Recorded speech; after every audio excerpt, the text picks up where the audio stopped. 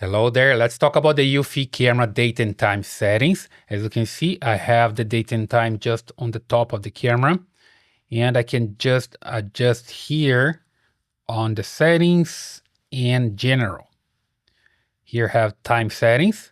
So when I get in here, I have the current time. I cannot change this because you just need to change the time zone and the time is going to adjust by itself.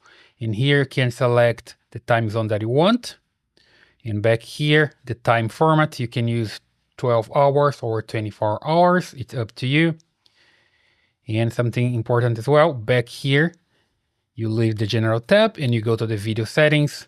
And here you can select the watermark with the timestamp.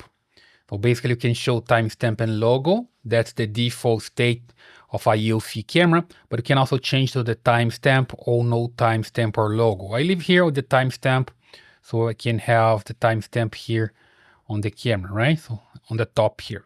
So that's the way you can set up the time and settings on a Eufy camera. I hope you like this. Please consider subscribe to this channel, leave your comments, and I see you in the next video.